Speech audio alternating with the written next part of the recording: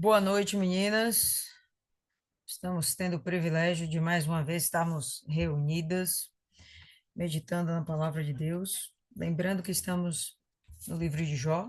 Hoje vamos meditar no capítulo 28 e antes de mais nada, vamos convidar o Espírito Santo para nos dar a devida direção.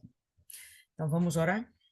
Senhor nosso Deus, amado e querido Pai, estamos mais uma vez reunidas, meu Pai, em teu santo nome. E diante da tua presença, nós colocamos as nossas vidas à tua disposição. Que o Senhor hoje, meu Pai, venha nos enriquecer com teu tesouro. Que o Senhor venha nos acrescentar da tua palavra, dos teus ensinamentos. Venha nos fazer, meu Pai, mais abundantes de sabedoria, entendimento, conhecimento. Coloca dentro da gente essa noite aquilo que precisamos ouvir, que precisamos aprender. Faça o que for necessário. Nos ensina, nos exorta, nos disciplina. Cuida da gente através da tua palavra e que possamos sair mais fortes ao final dessa noite, ao fim dessa meditação, mais fortes na fé, mais fortes em nosso espírito, de modo, meu Pai, que nada possa nos abalar em todo o restante da nossa jornada até chegarmos ao céu, até alcançarmos a nossa salvação. Que o Senhor permaneça nos conduzindo, que o Senhor de forma alguma permita que a gente olhe para trás, que o Senhor nos perdoe as nossas fraquezas, tenha misericórdia das nossas vidas, mas que o Senhor venha cuidar da gente como realmente uma menina dos teus olhos. Assim, te agradecemos por estarmos mais uma vez diante da tua presença. Em nome do Pai, do Filho e do Espírito Santo. Amém. E graças a Deus. Amém, povo lindo. Então vamos lá. Jó, capítulo 28, ele começa assim: Certamente há um veio para a prata e um lugar para o ouro, onde o refino. Jó está dando continuidade ao seu discurso do capítulo 27 ainda. Tá? Então, capítulo 27, ele falou sobre as coisas que acontecem com aqueles que são perversos, o juízo de Deus sobre essas pessoas que não vai falhar. E ele agora vai começar a falar um pouco a respeito da sabedoria humana. E então, ele vai comparar com a sabedoria de Deus, certo? Então, esse começo dele, a gente vai perceber ele mostrando, apontando pontos fortes dos homens, né? Onde eles são capazes, onde eles têm sido capazes de se desenvolver, de crescer, enfim. Então, ele vai continuar o seu discurso dando ah, como é, fluidez ao seu discurso anterior. Lembrando que isso aqui está sendo uma resposta para um dos seus amigos, tá? Certamente há um veio para a prata e um lugar para o ouro, apontando para o fato de que existe um lugar de onde a prata e o ouro saem. Boa noite aí, dona Rosa. E existe um lugar onde eles são refinados, purificados. Existe um lugar de onde esses minerais são recolhidos e existe um lugar onde eles são refinados. Esse momento dele é apontando para a sabedoria humana. Se a gente for pensar direitinho, não existe uma facilidade para se alcançar recursos minerais, tirando a água, que é um pouco mais fácil. Os demais recursos, os homens têm que cavar as pedras, as rochas, o sol, para acabar achando isso. E para desenvolver esse tipo de atividade, exige-se uma tecnologia por trás. Estamos falando de um tempo onde a gente não tinha a mesma tecnologia que nós temos hoje, mas o homem, em sua sabedoria, conseguiu desenvolver sim uma tecnologia para captar esses recursos naturais. E Jó, ele vai discorrer a respeito disso, falando como isso é complicado e difícil, mas o homem conseguiu. E ele vai querer justamente depois fazer um contraponto. Isso realmente é um grande ganho, é um grande avanço para a humanidade. O ferro é tirado da terra e o bronze, na sua versão pode estar escrito cobre, é fundido da pedra. Então, a prata é recolhida do solo, o ouro também recolhido do solo. Aí ele vai falar aqui do ferro e do bronze. E eu mandei aquele videozinho lá para vocês verem, né, lá no grupo, como é que a gente, nos primórdios, conseguia captar o ferro, extrair o ferro, para que então ele pudesse ser usado ah, no, no, nas atividades domésticas, utensílios domésticos, garfo, faca, pratos, vasos, até mesmo no campo, né? O aparelhamento para cavar, cultivar a terra, né? Enxada, ancinho, pá. E também no uso bélico, espadas, escudos, capacete, armaduras. A descoberta do ferro, a descoberta desses minérios, o trabalhar com esses metais, isso aponta para o desenvolvimento de uma sociedade. Isso não é uma coisa tão absurda, ainda que tenha sido há pelo menos aí, sei lá, uns 3.500 anos atrás, 4.000 anos atrás, né? Não é tão absurdo a gente imaginar que naquele tempo os homens conseguissem desenvolver uma tecnologia aprimorada. É interessante a gente pensar aqui um pouquinho e falar da tecnologia no passado, lá no tempo de Adão e seus filhos, lá no tempo de Noé. Noé, mesmo ele construiu uma arca praticamente sozinho, ele e sua família. E se você imaginasse hoje, ó, Deus vai mandar você construa uma arca assim, assim, assim. Hoje, você saberia para onde você iria? E olha que nós temos muita tecnologia, muito desenvolvimento, pesquisa, ciência. Mas você saberia para onde andar? Talvez o máximo que você conseguisse fosse fazer uma jangada. Mas isso aponta para o desenvolvimento tecnológico daquela época.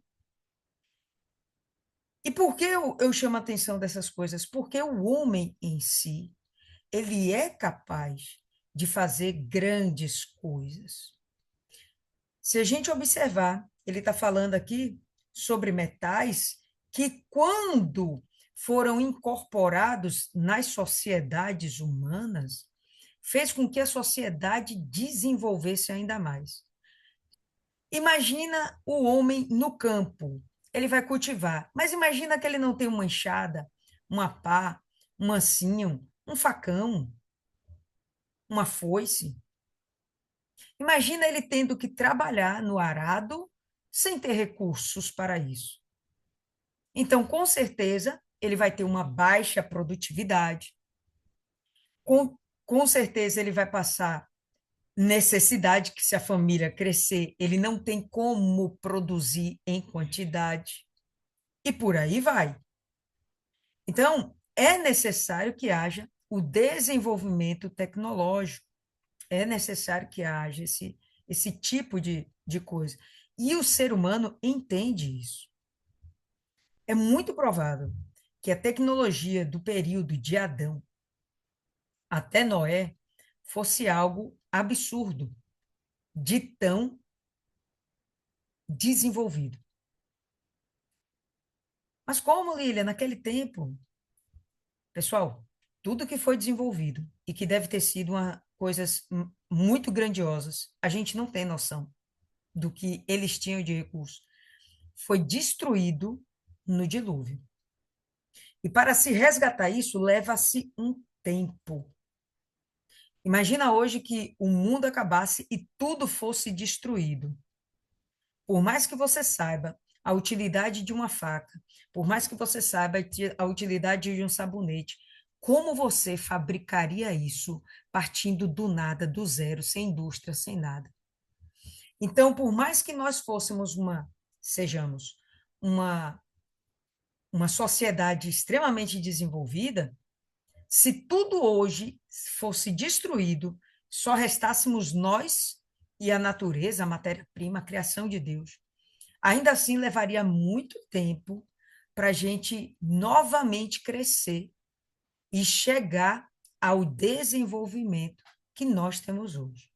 Então, é muito possível que antes de Noé, até antes de Noé, existisse bastante tecnologia apontando para a sabedoria do homem. Só para a gente tirar uma dúvida a respeito disso, ou ter absoluta certeza a respeito disso.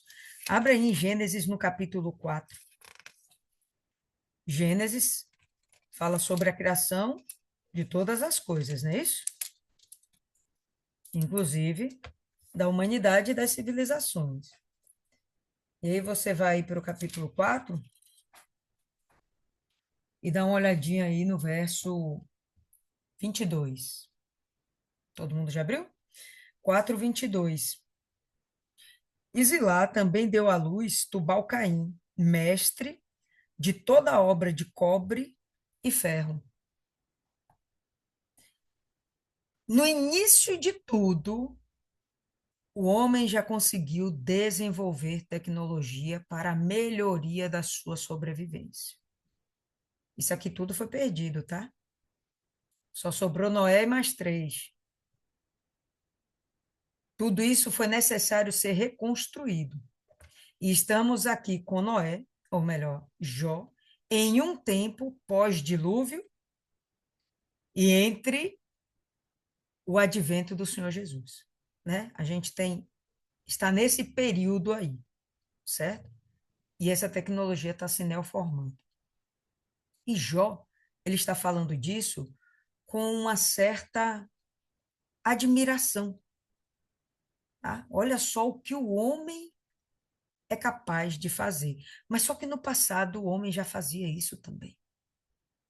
Extrair o ferro, o cobre, o homem já fazia. E ele está aqui admirado. Olha, o homem faz isso hoje. Mostrando que o homem é capaz de se reinventar e, mais uma vez, ele se reposicionar dentro dessa vida na Terra, nesse planeta, no universo. Deus deu a gente capacidades para isso. Pode levar um tempo, mas a gente vai recomeçar tudo de novo. Sempre vai ser assim. Então, voltando a Jó, no nosso texto aí, a gente vai perceber ele aqui falando que a prata, o ouro, o ferro, o bronze, ele é tirado da terra, tirado das pedras, o que não é uma coisa simples, mas o homem consegue fazê-lo. Ele põe fim às trevas e vasculha toda a perfeição, as pedras da escuridão e a sombra da morte. Isso aqui é a versão King James, está um pouquinho diferente aí na Almeida. A Almeida está falando que ele põe fim às trevas e toda a extremidade ele esquadrinha a pedra da escuridão e a da sombra da morte. De quem que ele está falando? Ele continua falando do ser humano, do homem. E ele vai apontar para o homem se aprofundando na terra, alcançando lugares escondidos que não estão na superfície, que não estão no ambiente visível. Ele põe fim às trevas no sentido de que ele leva a um buraco luz. Não tem como ele trabalhar debaixo da terra sem luz, né? Uma vela, uma tocha, provavelmente tocha seria mais fácil, mais durável, né? leva uma tocha para lá para dentro, para tirar das pedras, da rocha, do profundo da terra, das montanhas, aquilo que ele necessita. A pedra da escuridão e a da sombra da morte. Abre um poço de mina, longe dos homens, em lugares esquecidos do pé, ficando pendentes, longe dos homens. Oscilam de um lado para o outro. Então, essa imagem é muito fácil da gente perceber de um mineiro entrando através de cordas, pendurado, né, às vezes em gaiolas, né, eles preparam lá o artefato direitinho, até amarrado nas cordas mesmo, com cinturões, levando aquele cidadão para as profundezas da terra, para que lá ele continue a escavação da mina e continue a mineração em si, a busca pelos metais preciosos que ele está, né, garimpando. Tem uma imagem aqui que eu queria compartilhar com vocês. Deixa eu ver se eu consigo aqui. Eu achei bem interessante.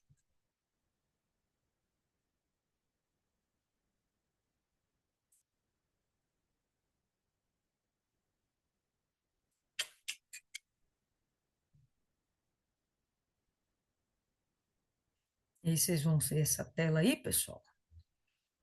E aqui a gente, eu acredito que todo mundo já deve estar vendo. Vou dar aqui um play.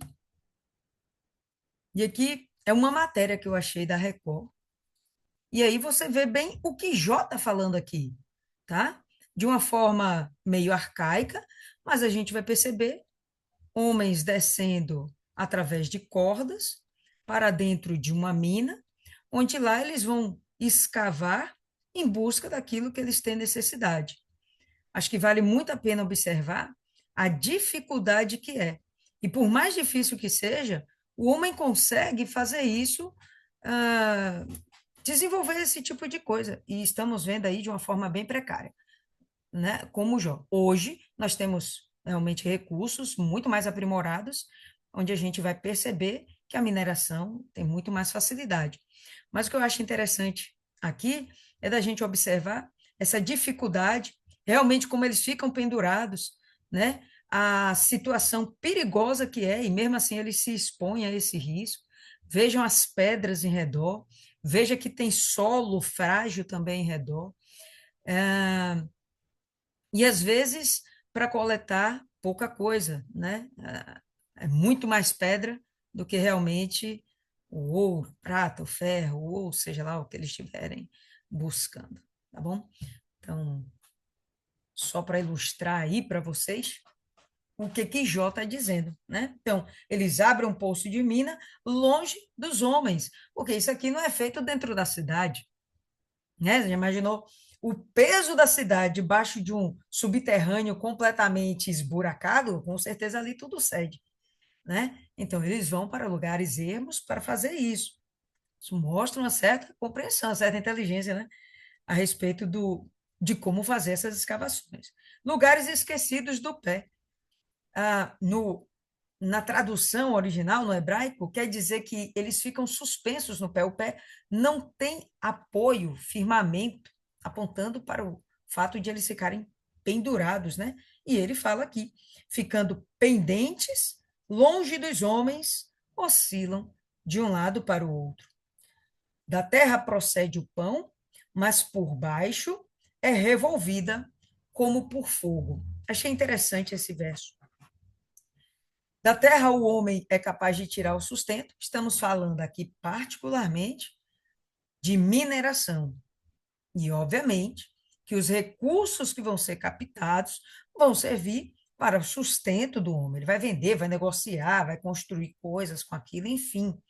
Mas também podemos imaginar a superfície da terra, o homem plantando e colhendo dali o fruto que for necessário para a sua alimentação, para poder alimentar o seu gado, fazendo do gado também seu transporte, sua alimentação, sua força de trabalho, tudo meio que dependendo da terra, né?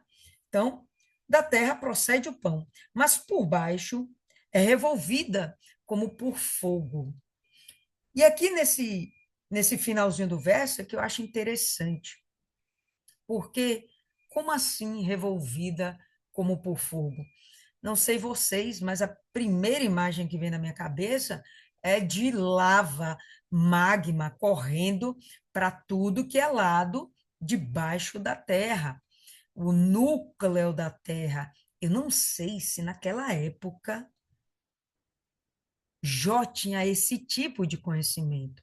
Hoje nós temos, qualquer uma de nós aqui viu isso lá no ensino fundamental, que tem a crosta terrestre, a hidrosfera, e no centro da Terra a gente vai ter o núcleo da Terra incandescente, rocha na forma líquida, né? Lava, magma, aquilo ali de uma forma que parece fogo de tão aquecida, alta pressão, alta temperatura, e ali parece como fogo. Eu, nesse verso, pensaria nas profundezas da terra, como que revolvida por fogo. Chegou a passar pela minha mente, pensando apenas na mineração, que aquela terra poderia também ser revolvida por fogo no sentido de dinamite, né? Eles às vezes usam bombas para abrir mais a mina, para explodir pedras, rochedos, para arrancar aquelas rochas e continuar aprofundando seus caminhos subterrâneos.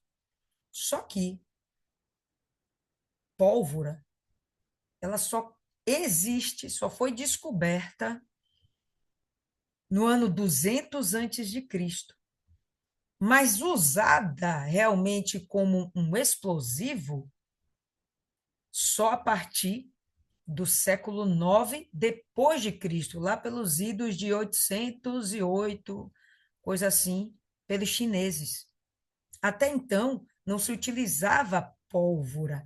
Quando tinha guerra, as guerras não eram com pistolas, com armas, com fuzis. Era com espada, com arco e flecha, com fogo, mas não necessariamente pólvora. Então, como Jó estaria se referindo nesse momento? Se não tinha pólvora naquele tempo, então não haviam explosões para abertura de minas, então me parece que, de alguma forma, aquele povo já tinha conhecimento de que o interior da Terra é completamente líquido, né? É rocha líquida. Isso aponta também, pessoal, para o grau de desenvolvimento daquele pessoal daquela época. Com certeza, eles não tinham a tecnologia que nós temos hoje de ver o fundo da Terra, né? De sondas especiais para chegar ao fim da Terra, ao fim não, né? O centro da Terra. Eles não tinham, pelo menos a gente acredita, ou eu acredito, que eles não tinham esse tipo de recurso. Mas pode ser que sim, uma coisa é certa. Jó tinha consciência de que por baixo da terra a terra era revolvida como por fogo. Conhecimentos que para a gente pode passar batido, coisa besta, mas aquele pessoal tinha uma intelectualidade diferenciada. Vamos continuar. As suas pedras são o lugar da safira e tem ouro em pó.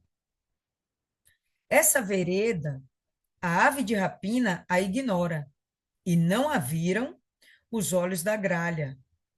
Nunca pisaram filhos de animais altivos, nem o feroz leão passou por ela. Então, de fato, Jó está se referindo a um buraco no centro da terra que as aves não viram. Por quê? Porque está debaixo da terra, túneis debaixo da terra. Não, as aves não viram. E os animais que andam na superfície da terra também não chegaram lá embaixo para ver. Né? Os animais não têm esse hábito de sair só cavando a terra com profundidades tão absurdas como que o homem pode conseguir. Então, a criação de Deus fora o homem não era capaz de fazer aquele portento só mesmo o homem e a sua sabedoria para fazer aquele tipo de coisa, tá? Ele estende a sua mão contra o rochedo e revolve os montes desde as suas raízes.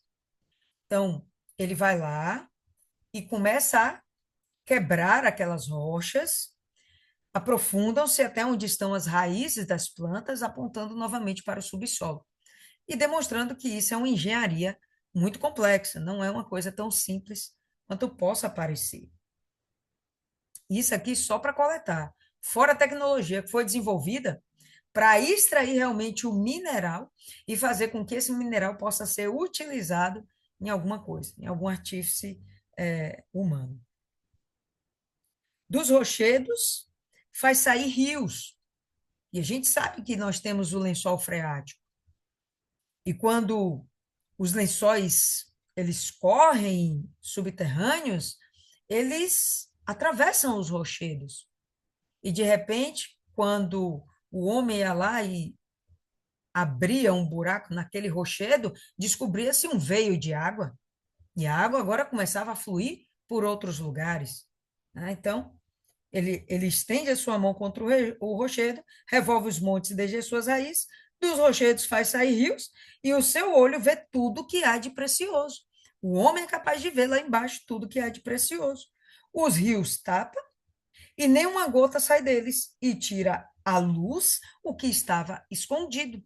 Os próprios rios subterrâneos, o homem é capaz de tapar. Olha, vamos selar isso aqui para que não passe água e a gente possa descortinar o leito desse lençol freático para que a gente possa ver se não há pedras preciosas por aqui, se não há minérios e etc. Da mesma forma como o homem pode desviar o curso de um rio na superfície, a gente vê isso. A gente vê aqui na Bahia a transposição do Rio São Francisco. Então, o homem foi lá e, através da engenharia, mudou a rota do rio para beneficiar algumas outras regiões. Então, o homem é capaz de desenvolver uma tecnologia tal, e estamos falando de algo de lá de trás. Então, o homem é sábio, ele realmente consegue fazer coisas, né, geniais. Porém, onde se achará a sabedoria e onde está o lugar da inteligência? Ou, na sua versão, possa estar o lugar do entendimento, onde se encontra a sabedoria, onde está o entendimento. Então, quando Jó fala isso, ele parece que está exaltando o homem e depois ele chega assim e dá um corte, né? Ele está falando, ó, o homem é capaz, é capaz, é capaz, é capaz, mas cadê a sabedoria? Pô, peraí, se o homem fez tudo isso, ele não é sábio? A Jó está dizendo, não, não, não, não é sábio. Ele consegue desenvolver coisas interessantíssimas, mas não, isso não é a sabedoria que se espera que o homem adquira. Agora ele vai falar a respeito disso e ele vai exaltar a Deus, como ele já estava fazendo no capítulo passado, né? Uma continuidade, tá? Porém, onde se achará a sabedoria e onde está o lugar da inteligência?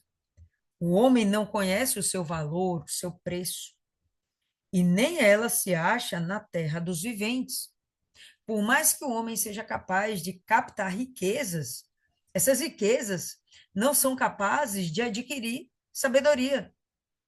O valor da sabedoria é muito maior. O homem não tem noção do quanto vale.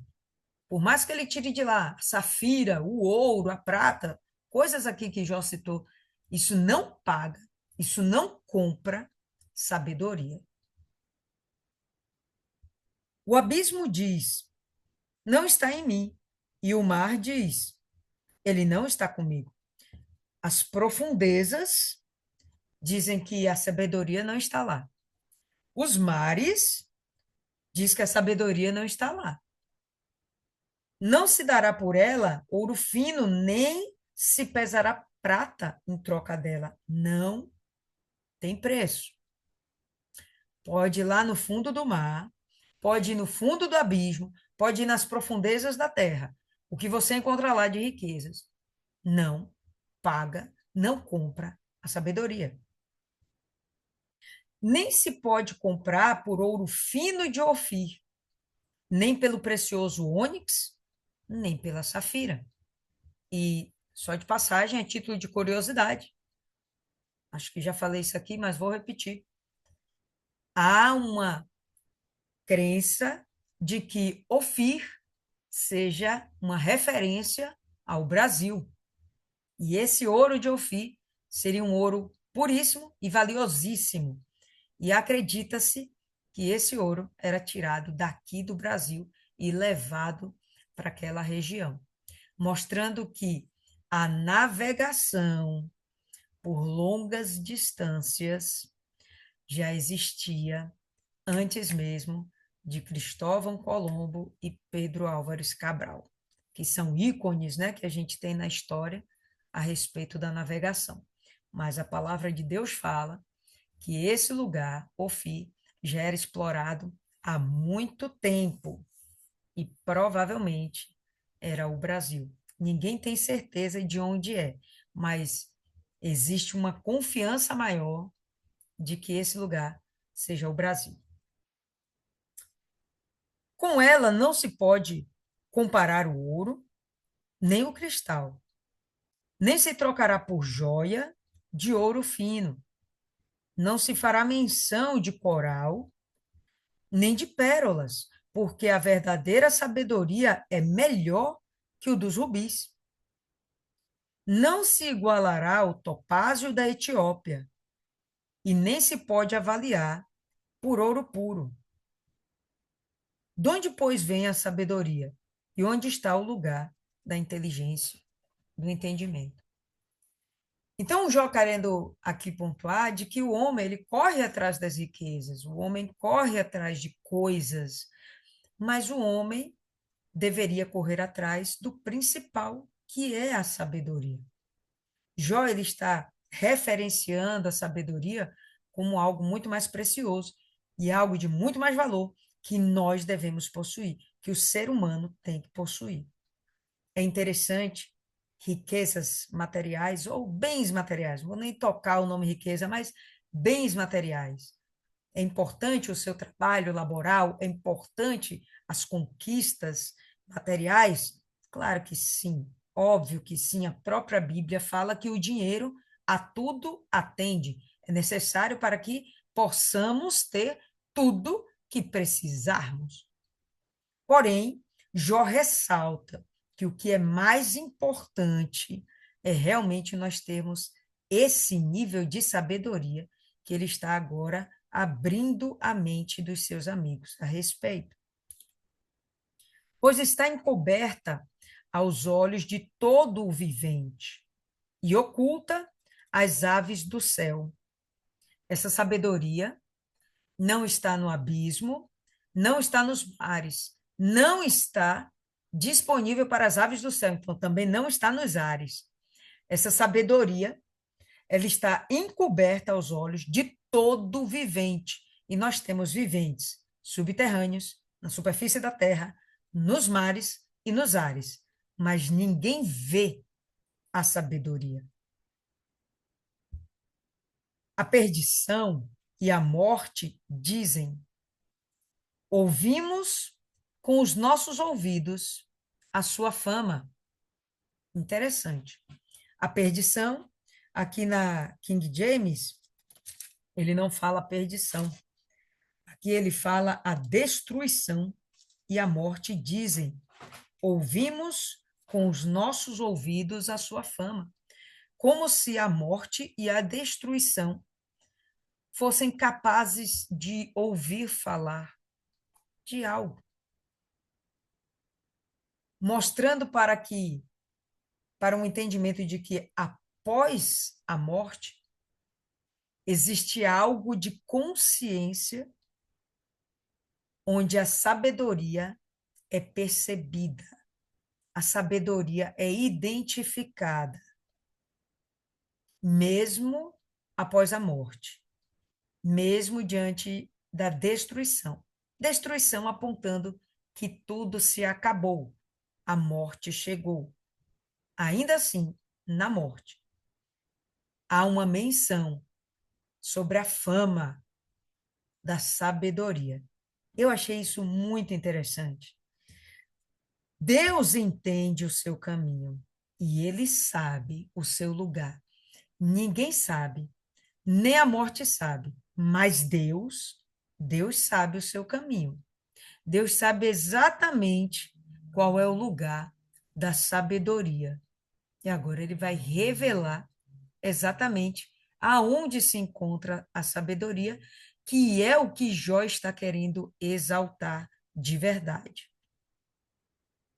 Porque ele vê as extremidades da terra e vê tudo que é debaixo dos céus. Quando deu peso ao vento e tomou a medida das águas, quando prescreveu leis para a chuva e caminho para o relâmpago dos trovões.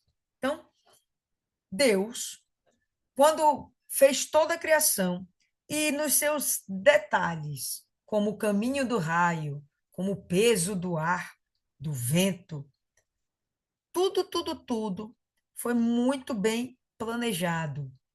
E em tudo isso havia um regente.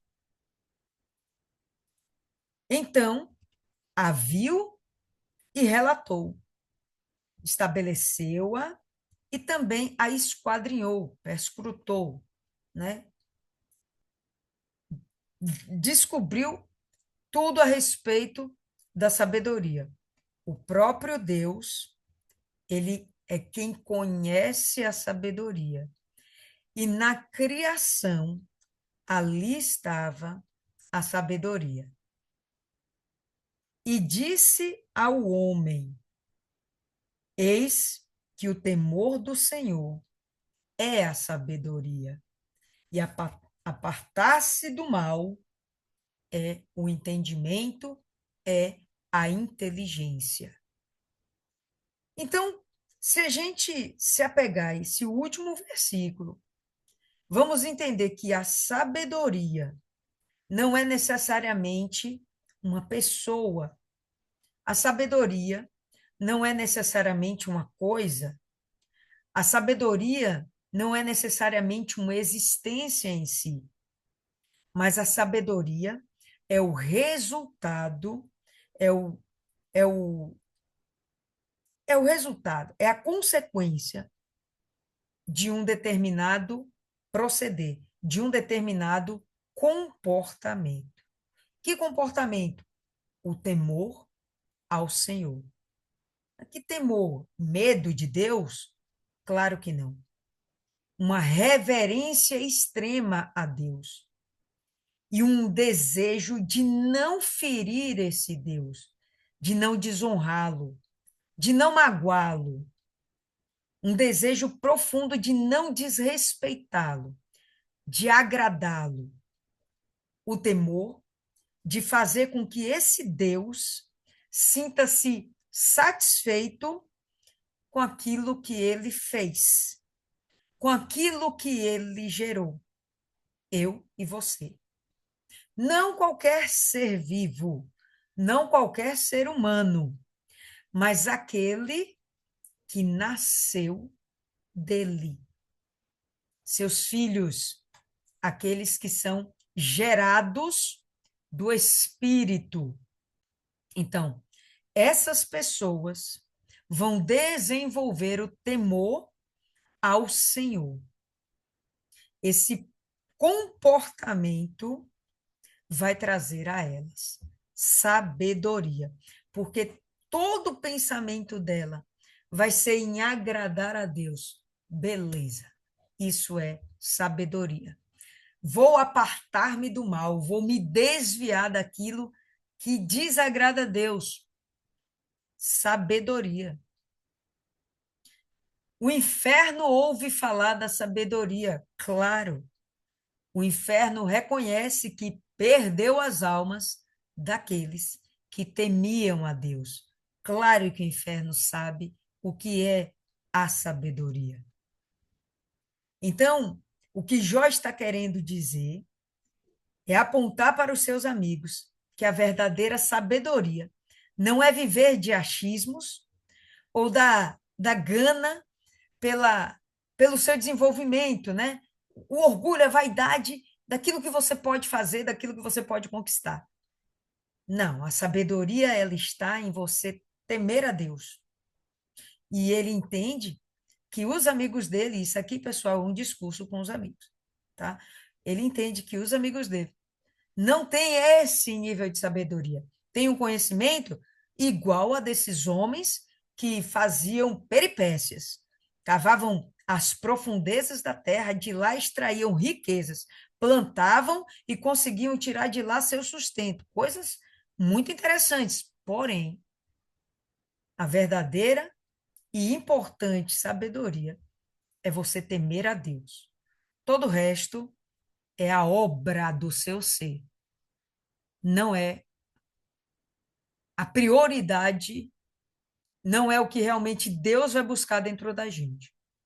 E se tivermos a sabedoria de Deus, que é o temor ao Senhor, se desenvolvermos a sabedoria, como filhos que somos, assim como Jesus era sábio porque ele obedecia, era filho de Deus, se a gente desenvolve esse nível de sabedoria, então todo o resto, o que fizermos, vai prosperar, vai dar certo, vai, não tem como falhar.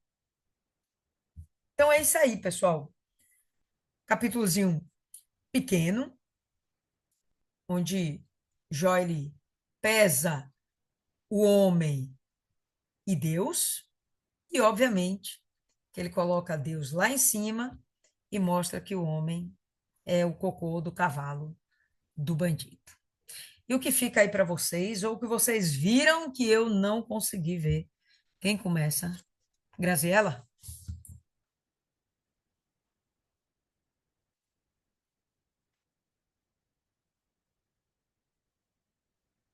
Dormiu, Graziela? Vai, Maiana. Eu vejo Jó falar de uma transformação, porque ele fala dos minerais, dessas riquezas, e ferro, antes de ser ferro, ele é hematita. O bronze, antes de ser bronze, eu esqueci o que que ele era. Aí tem o quartzo, todas essas pedras. E todo mineral para ser transformado, para chegar a outro elemento, ele precisa passar por uma transformação que, em sua maioria, é provada pelo fogo. Ele vai ter que ser submetido a uma alta temperatura para que ele seja transformado, para que ele seja refinado, para que ele seja purificado. E até o carvão, sobre alta temperatura e pressão, se torna diamante, algo que ninguém dá valor, mas que é muito precioso. E nesse momento, Jó é essa pessoa que ninguém dá nada.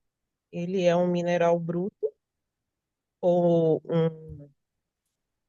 um mineral qualquer que está sendo aí massacrado pelos amigos. Digamos que ele está sendo provado pelo fogo. E ainda procede porque a gente veio da terra, nós viemos da terra. Então, dentro de nós tem tudo isso. Eu eu estava meditando no Salmo 104 e, e o salmista fala sobre isso, né? Que quando Deus, onde Deus toca, tudo, a terra, se ele olhar para a terra se esconde, ou se atemoriza, se ele tocar nos montes, eles fumegam. Então, é uma transformação constante e cabe a gente buscar, cabe a nós buscar essa transformação. Porque todo mundo aqui já teve a sua época de lama, de barro, de tijolo, mas a partir do momento que a gente descobre que tem um Deus grande e poderoso, a luta é muito maior. Porque aí a transformação que a gente vai buscar é dentro da gente, é de dentro de nós que nós vamos tirar o que há de mais precioso, que no momento é aquilo, é as nossas vontades, as nossas paixões, para colocar algo mais precioso ainda, que é a vontade de Deus, é o Espírito de Deus, é ser transformado por Deus, suportar o fogo das lutas, das perseguições, as guerras internas, e, Deus ele vai sendo esse químico que vai nos transformando à medida que a gente vai se permitindo.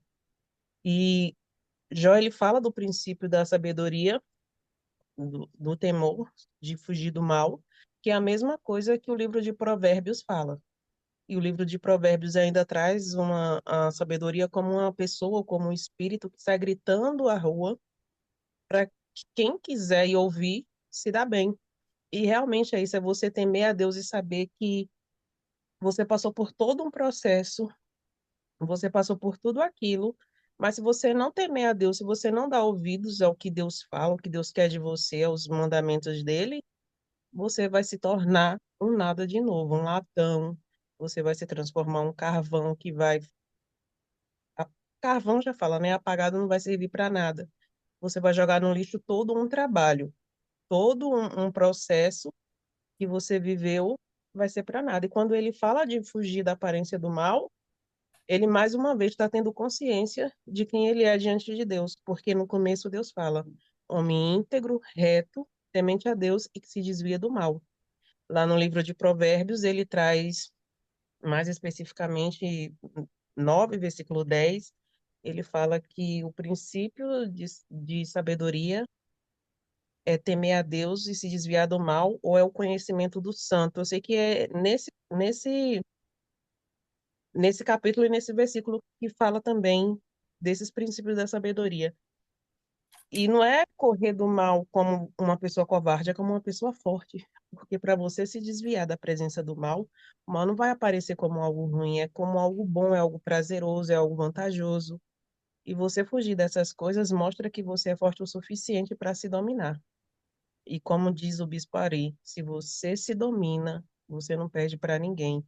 Então, Jó, ele está começando a ter essa consciência de que eu posso me transformar cada dia mais, eu posso extrair o melhor de mim, mas sem Deus eu não sou nada. Até agora eu fui arrogante, eu fui muita coisa, mas eu começo a ver que eu dependo de Deus, embora ele sempre tenha essa consciência, até que o mal que não foi Deus, Deus só permitiu, mas ele acha que veio de Deus e por isso ele não estava lutando contra, mas ainda assim ele está ali é, fazendo de tudo para não desagradar a Deus, porque é difícil. Nessas situações aí, a gente quer buscar a nossa justiça. A gente quer fazer a nossa vontade, a gente quer bater, quer gritar, mas tem que ser muito sábio. E zombar na cara dos que se acham sábio também, porque essas pessoas se acham os bambambãs, mas eles não chegam nem aos pés de Jó. Jó todo lascado, xoxo e capenga, ainda assim tem mais sobriedade do que eles e não se deixou levar. Ele teve o seu momento ali, mas ele voltou a si. E ele fala dessa transformação maravilhosa que envolve o processo de que Deus tem que fazer a parte dele e que a gente tem que fazer a nossa, mas que a gente pode sair de uma situação ruim melhor e mais forte, como no caso do carvão. Ninguém dá nada, é um pedaço de pau que foi queimado, mas sobre a pressão, sobre tudo aquilo ali, ele se torna um diamante duro, algo resistente e muito precioso. É interessante que, como Maiana aí chamou a atenção, né? Jó está passando por um processo e ele já passou pela fase da revolta, e aí a consciência agora está se assentando, e talvez isso já esteja impactando nos amigos dele. Por quê? Porque a gente veio pelo 26, 27, estamos no 28, só quem está falando é Jó. Vai entrar o 29, quem está falando é Jó. Parece que os outros já se calaram, não tem mais argumentos, ou eles realmente não têm mais argumentos, ou cansaram de Jó, ou eles estão sendo convencidos pelas palavras de Jó. A gente vai ver isso mais para frente. Mas, enfim, Dona Rosa Tavares.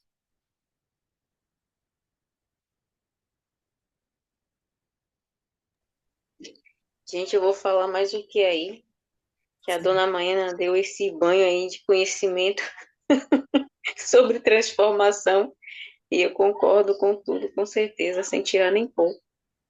Agora, sim, o que me chamou também a atenção, além dessa palavra que realmente fala de transformação, onde na nossa vida espiritual a tendência tem que ser, porque quando não melhora, piora. Quando a gente não melhora como seres humanos, como cristãos, na verdade, pioramos, ou diminuímos ou aumentamos, né? E no caso de Jó, ele, ao mesmo tempo que ele estava aí convalescendo se arrastando desse jeito, com situações de doença e os conflitos também que ele passou, ele, quando ele abria a boca para falar, era o próprio Deus usando ele até para ajudar os amigos na ignorância, né? E o que me chamou também a atenção é que fala que quando prescreveu leis para a chuva e caminho para o relâmpago dos trovões. Imagine que até para a chuva tem decreto, tem lei. Ela não cai simplesmente por cair. Então, é a grandeza, o quanto que Deus é tremendo. Que tudo, outro dia eu estava refletindo sobre todas as coisas que tudo se combina. O mundo, a vida é uma verdadeira engrenagem. Quer dizer, tá tudo sob equilíbrio. Ninguém nem sabe como começou e nem como vai terminar. A gente vê o Apocalipse falando sobre o fim do mundo, a volta de Jesus. Mas toda essa criação, tudo que acontece, o corpo do ser humano, né? O metabolismo até de uma lagarta, de uma minhoca, assim, é coisa grande, extraordinária. E levando para a vida espiritual da gente, quando a gente está ali na peleja, na luta, no deserto, que tem deserto que eu vou te contar, né? Enfim, mas quando a gente para observar essas pequenas coisas, o agir de Deus, a precisão, a sabedoria, tudo combina com tudo. Então, é um ponto para a gente refletir e, sabe, de uma, vai dar tudo certo, porque se Deus cuida até de passarinho, sabe, vestir uma erva do campo que hoje tá bonita e amanhã tá seca, eu não quero saber de nada, dane-se aí os problemas que vêm, negócio de fofoca, situações em casa e na família, tá na mão de Deus. Então, assim, nessa última semana, eu até conversei com a Dona Lília, passei para ela ter uma pequena pincelada de certas coisas, e assim, cada um tem sua luta. E eu passei por uma situação tipo fogo e terremoto, já não é de agora, né? Eu já nasci no fogo e terremoto. Mas eu olho assim, ai, meu Deus, sabidinho, eu dependo do Senhor, é o Senhor que peleja por mim. Às vezes esquece, tem versículos que lembra, né? Na hora a gente lembra e fala, e tá amarrado em nome de Jesus, é isso que Deus falou. E tem que se apegar na palavra mesmo. Você pode estar nu, você pode estar com fome, você pode estar lá no abismo, e você tem que usar a palavra e esperar o processo, tem que esperar. E aí, eu olho as coisas assim que tá acontecendo, ó, tudo, tudo. Deus, eu dependo do Senhor. E sempre na minha vida é assim. Se não deu certo foi porque eu não coloquei o pé, porque eu conheço e eu tenho experiência de um Deus que eu coloco o pé e ele coloca o chão. E tudo que aconteceu foi para me tirar de tempo, foi para me parar, foi para, sabe, me deixar com raiva. E a palavra que veio à minha boca, quando não tinha, assim, de repente, até um versículo para lembrar, quando a emoção queria falar mais forte, eu simplesmente eu dependo do Senhor. E acabou. Eu dependo do Senhor. Eu não dependo de ninguém, de ninguém, de ninguém, de nada. Não, não adianta. Ah, todo mundo vai se unir. Não.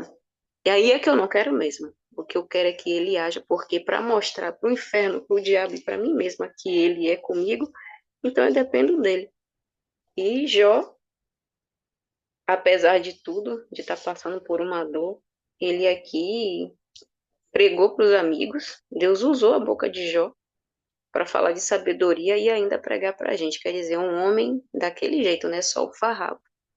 E a gente só imagina, não sabe como foi. E pregando para a gente nos dias de hoje. Enfim.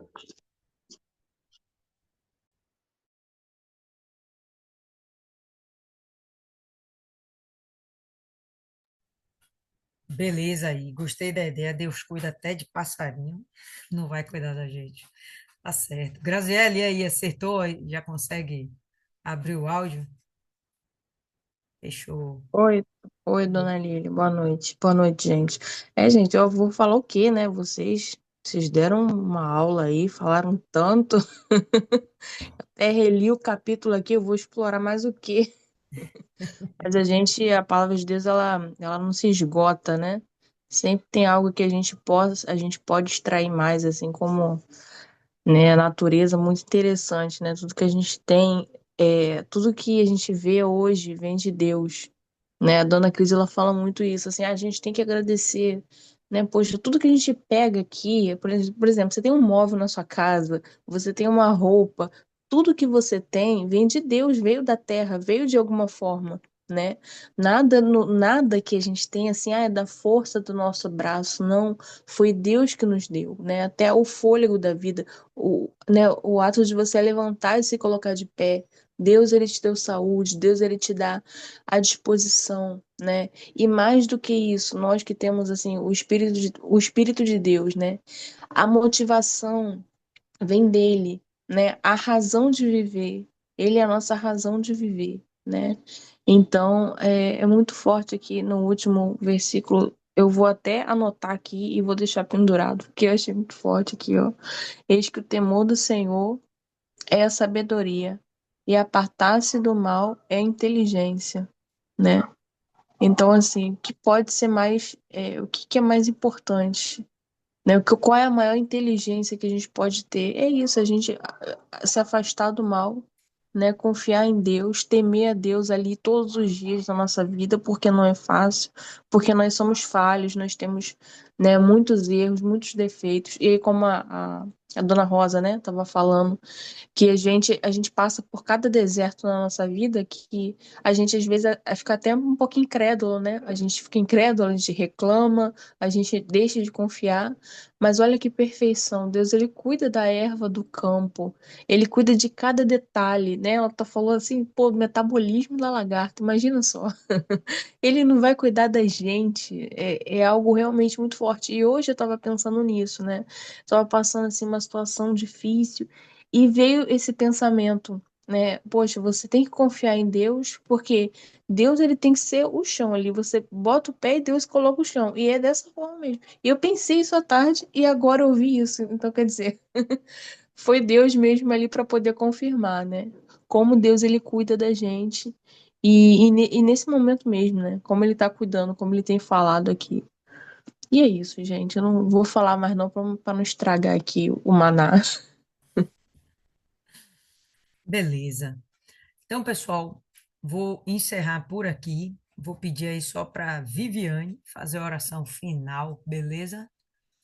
E aí a gente se reencontra terça-feira. Não tenho muita certeza porque vai ter anjos, mas daqui para lá a gente vê. Se não chover, se chover, a gente vai se encontrar. Viviane, faz a oração, por favor. Boa noite, meninas. Boa noite, dona Lília. Boa. Vamos falar com Deus.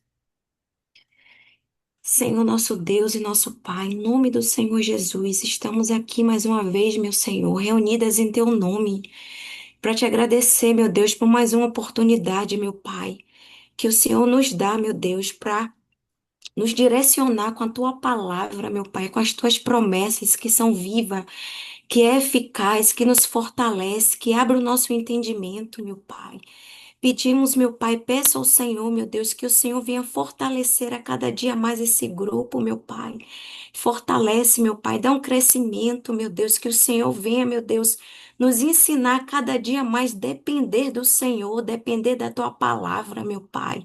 Meu Deus, que o Senhor venha nos revestir, meu Pai, da tua armadura, meu Deus, que está escrito em Efésios, meu Pai. Coloca na nossa cabeça o capacete da salvação e o escudo da fé, com qual nós podemos apagar todos os dardos inflamados do maligno.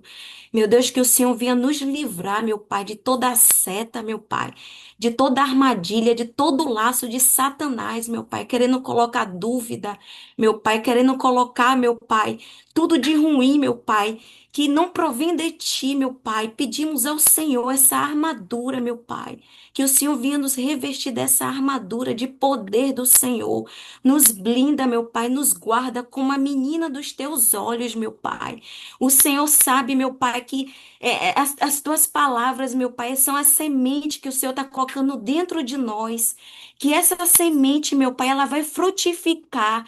O Senhor vai enviar, meu Pai, pessoas que precisam da tua palavra. E o Senhor está nos enchendo, meu Pai, para que a gente venha ajudar essas pessoas, meu Pai.